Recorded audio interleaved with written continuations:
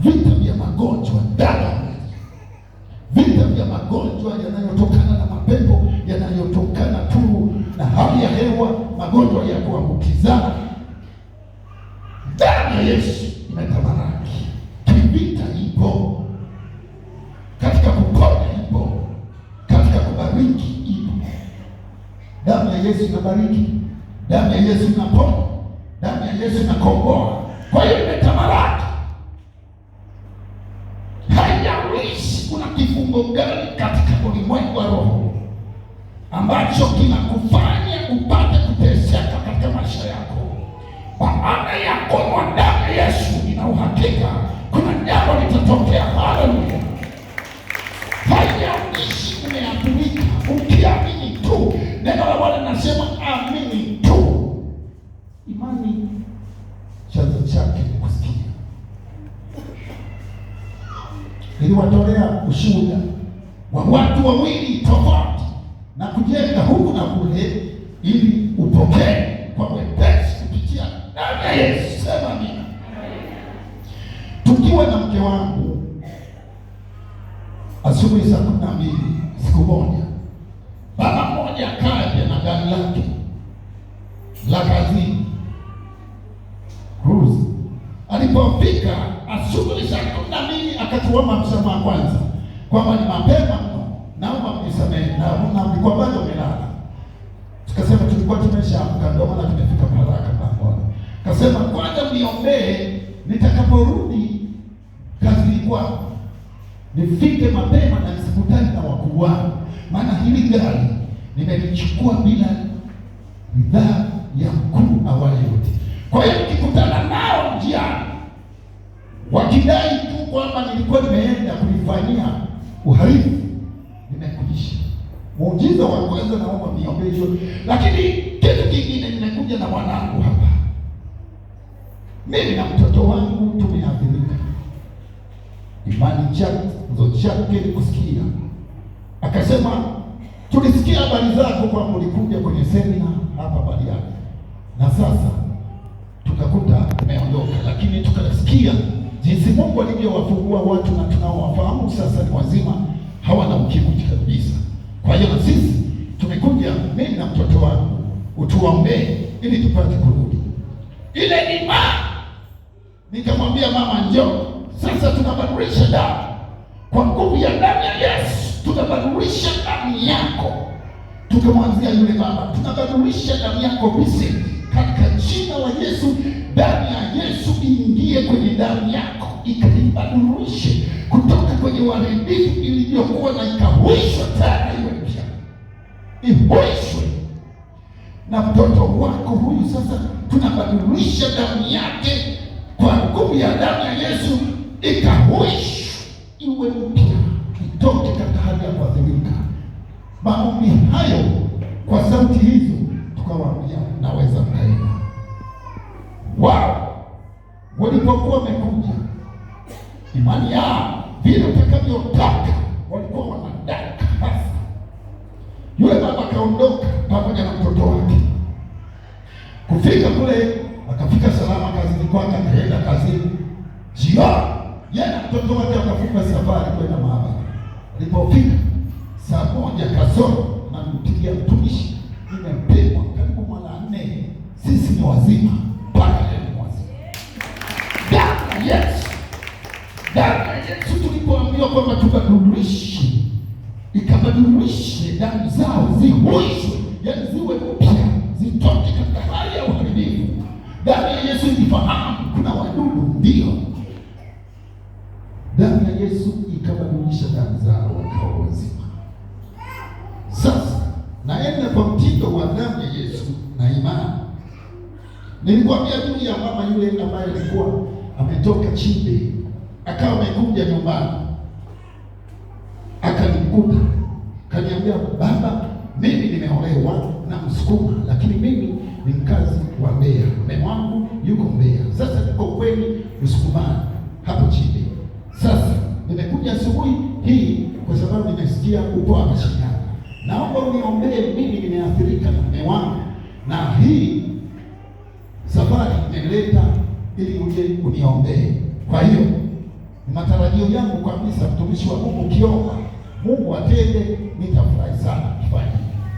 Yule mama nikaangalia muda aliotoka, alafu akasema naomba niombee haraka, kwa sababu mamkwe na baba mkwe wote mmewaacha umelala. Mimi na mume wangu huwa tumejenga kajumba kapembe kidogo hivi, kwa hiyo mwawahi kabla hawajaamka, maana wataniuliza maswali, ulienda wapi? Watanifikiria mengi, hawataamini kwamba nimekuja kwenye maombi.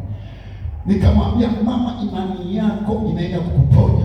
Ile imani tu ya kwamba nikienda kuombewa ninaenda kupona, hiyo ni tayari uponyaji, lakini damu ya Yesu ipite ndani mwako ikateketeze wadudu wote. Unaamini? Naamini. Nikaomba nikateketeza kwa damu ya Yesu. Kwa hiyo damu ya Yesu pia unapoitumia, ina masikio, inasikia kama damu ya Habili ambaye mwanadamu lia toka ardhini. Bwana akasema ya kwamba Kaini, umefanyaje? Maana nasikia damu ya ndugu huyo inalilia. Kwa hiyo damu hulia, damu huongea. Kwa hiyo kama damu ina masikio, unapoitumia damu ya Yesu lazima useme unaitumia kufanya nini. Sio ninamwaga tu damu ya Yesu, namwaga damu ya Yesu katika ibada ya leo, namwaga damu ya Yesu, inasubiri namwaga kufanyaje? Haisikii neno, utaimwaga bure wala haitafanya kitu. Kumbe damu ya Yesu ina masikio. Taka kwa nini unaimwaga? Ifanye nini? Inahitaji kusikia kutoka kwako kwamba unataka ifanye nini. Yule mama nikamaliza kumwombea, akaanza safari ya kurudi chini. Sijaga wamefika wapi, akafika akasema hamna kwenda. Nikaruhusiwa tena kuja huko kupima, itakuwa niende tu nikapima. Baada ya kupimwa, yule mama alirudi akaniambia, mtumishi, nimepona mtumishi, damu ya Yesu. Japo nilikuwa naitumia damu ya Yesu kwa imani, si katika hali ya kama siku ya leo kwamba tunaenda kuinywa kabisa.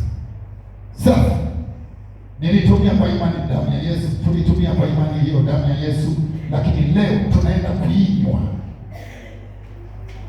Ukisha kiombea kitu, amini tu. Ndani mwetu, mama mchungaji wenu ni mashahidi, kila tulikohamia pale wale wadogo wanakuwa wengi, tena wanasubiri watu wageni wakija pale nyumbani, ndio wanapita sasa. Nafikiri wacheza mpira wanaturoti mama nafahamu. Halafu yapo yale mamijusi yale ya kaki yale yanayokaa ndani yale yanakuwa mengi, alafu yanakuwa na hasira fulani. Najua yule mjusi usimchezee. Wangapi mnawajua wale mjusi wa kaki wale? Wanaokaa ukutani. Wale mjusi acha, wabaya sana, usichezee. Maana niliona katikati yetu kwenye ulimwengu wa roho, mtu mmoja akawa amelikuta ile mjusi, akachukua kitambaa alafu akaenda kilibani. Nikawa ninafanya namna hii, halafu yeye analiona la kawaida tu akalitupa, lakini nilikuwa ninataka nimng'ate, hakuelewa. Yule ni mjusi mbaya sana, kwa sababu hilo nilishawahi kuwa ndugu yangu amelala karibu na ukuta, akagandamiza ukutani, kumbe akagandamiza. Nilivyokuwa nasema kama nasikia kitu kinacheza, lakini yuko kwenye usingizi. Nilipompiga akasikia kana kwamba ni moto umechoma, kuangalia kumbe lenyewe. Naongea mbele za Bwana, ilikuwa saa 5 ya usiku. Saa 5 ya usiku wanakimbia kwa mganga, alikuwa karibu tu mganga wa kienyeji bingwa kabisa.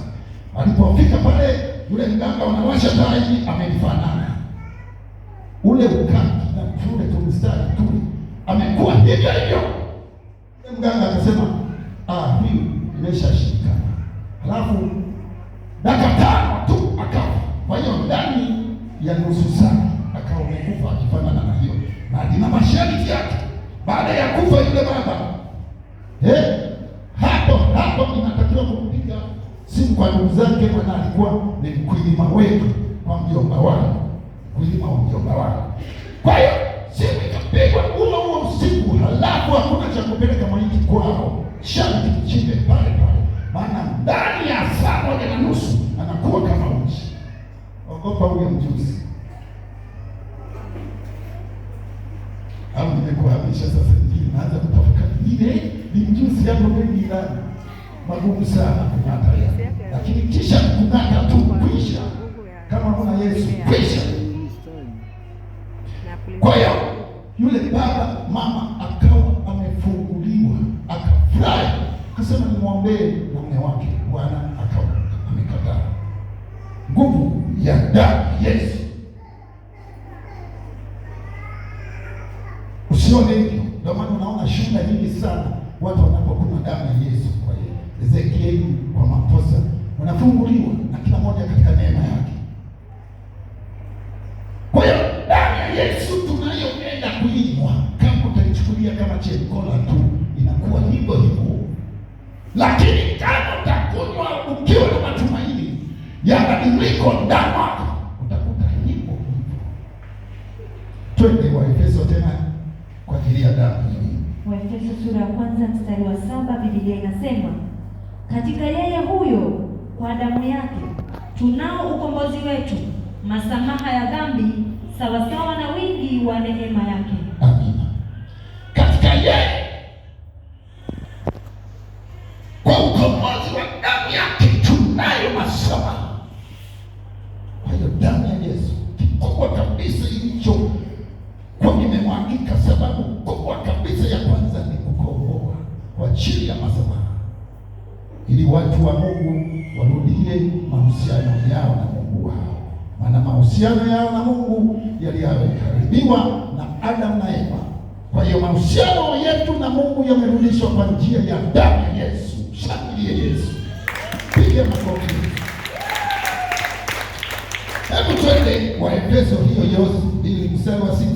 Waefeso sura ya 2 mstari wa 6, Biblia inasema, akatufufua pamoja naye, akatuketisha pamoja naye katika ulimwengu wa roho katika Kristo Yesu. Amina. Kwa hiyo baada ya kuwa tunatakaswa, baada ya kuwa tunasamehewa dhambi, Yesu Kristo anatuketisha pamoja naye katika ulimwengu wa roho. Kwa hiyo hapo ndipo kama maisha yako yako salama, uko pamoja na Yesu katika ulimwengu wa roho. Habari zako Yesu anazo katika ulimwengu wa roho. Kila unapopita Yesu yuko pamoja nawe. Unapokula Yesu anakiti chakula chako. Unapokuwa uko katikati ya maadui, Yesu yuko pembeni yako, anakuangalia na yuko ndani yako. Maana neno la Bwana linasema yeye yuko karibu sana kupita nguo zile tulizovaa. Hii ni kwa sababu hii kwamba mtakapoyafanya mapenzi yangu, mimi na Baba na Mwana tutakuja kukaa ndani yako.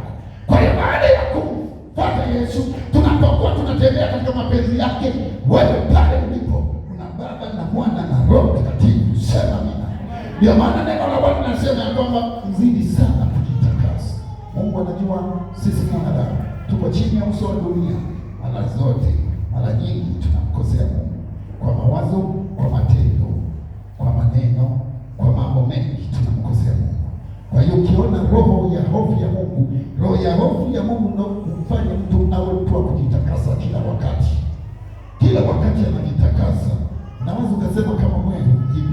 Kumbe roho ya hofu, roho ya hofu ikijaa ndani ya mtu, anakuwa mtu mwenye hali ya kujitakasa kila wakati.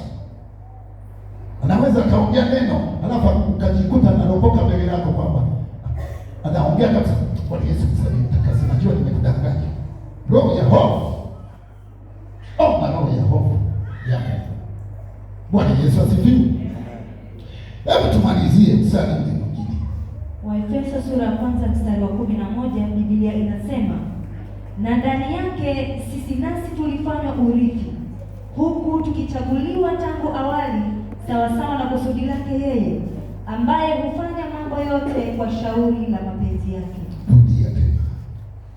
Waefeso sura ya 1 mstari wa 11, Biblia inasema, na ndani yake sisi nasi tulifanywa urithi, huku tukichaguliwa tangu awali sawasawa na kusudi lake yeye, ambaye hufanya mambo yote kwa shauri la mapenzi yake. Kupitia damu ya Yesu mpaka tukaketishwa na mpaka tukaitwa sisi tu warithi ndani ya Yesu Kristo.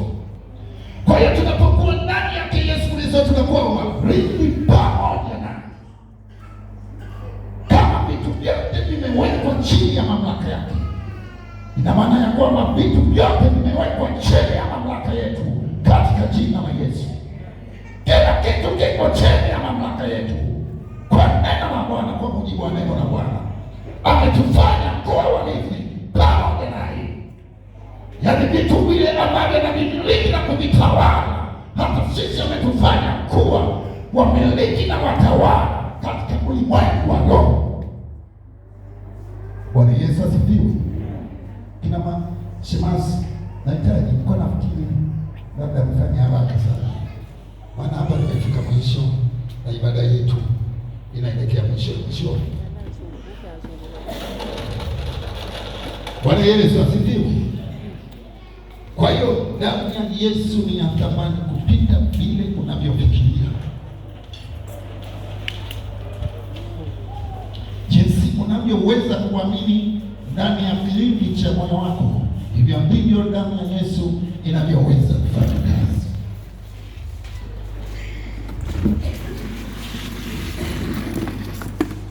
Kama ninavyoamini Mungu ambaye amenipa ufunuo huu, Mungu atafanya hivyo hivyo, maana naamini sauti yake. Ataponya magonjwa, na wewe amini, na atafanya damu yake iwe zindiko kwako. Hayo ndiyo maombi niliyoachia ndani ya damu ya Yesu, sio kinywaji tena.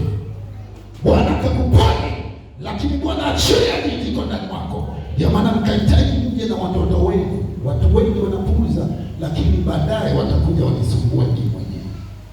Maana siwezi nikaja kukataa kwamba nilimwambiaga mwalete watoto wanywe damu ya Yesu mkaacha shauri yako. Siwezi. Sana watakuja wanitese tu kwanza kuombea watoto.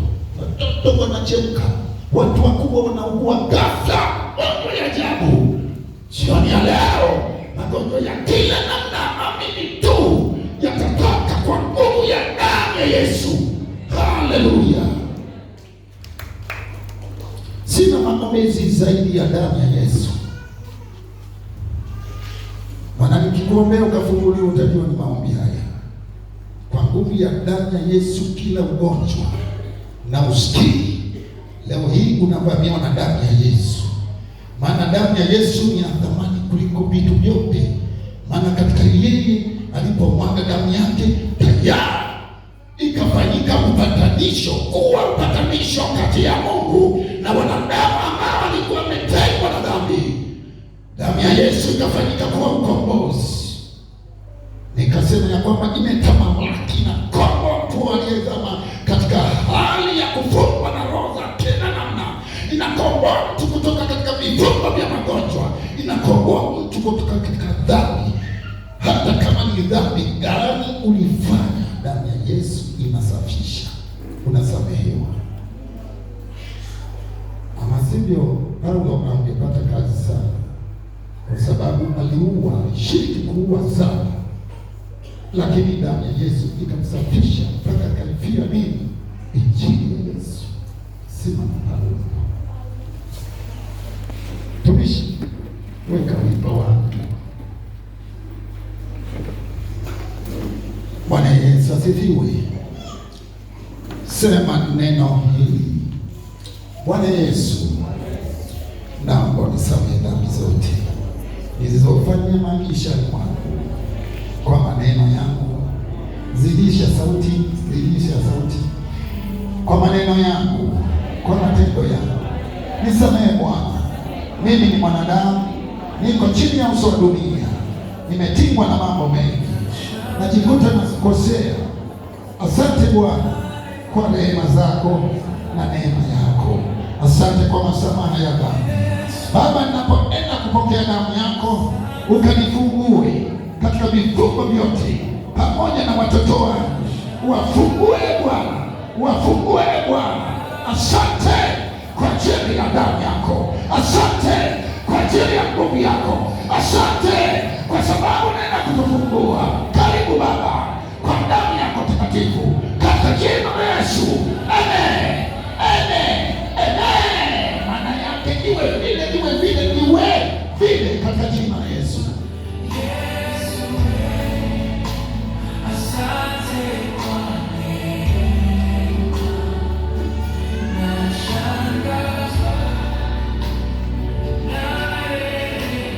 Tunapata maongozi ya Roho Mtakatifu.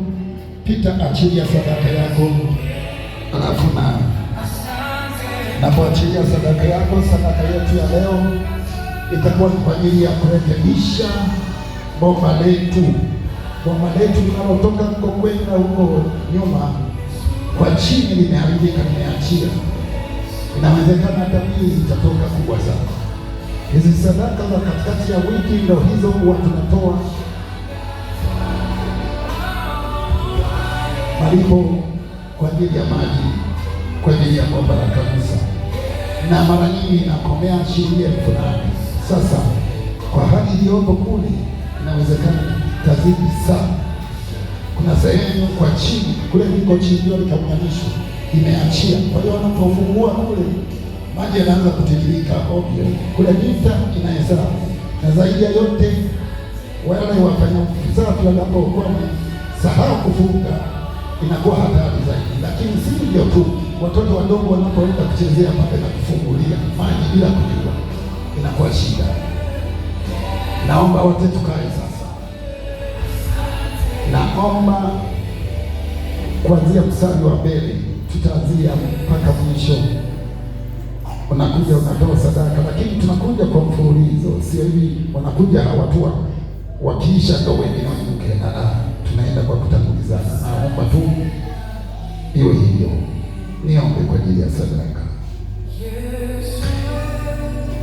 Uliye hai nyakati na majira yote, Mfalme Yesu, tunaenda kunywa damu yako sawa na neno lako, sawa na maagizo yako.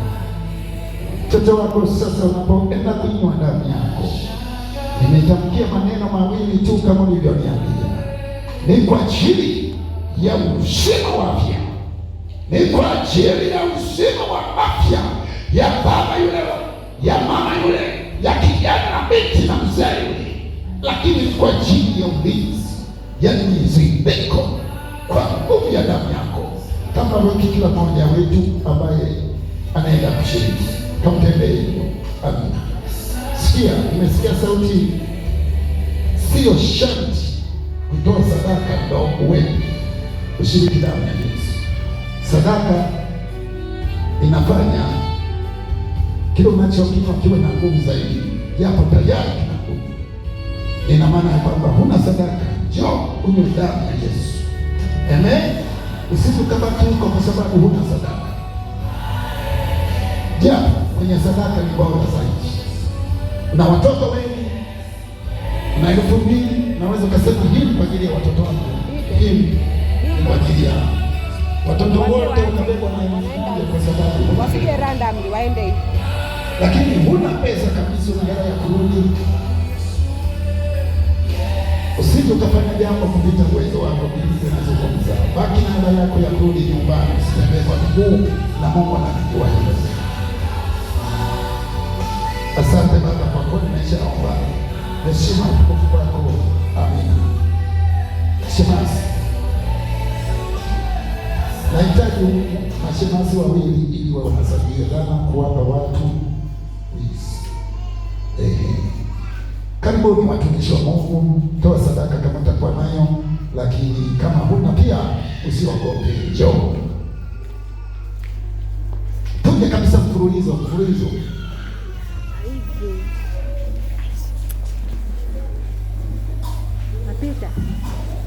Wote kabisa mpaka mtoto mdogo.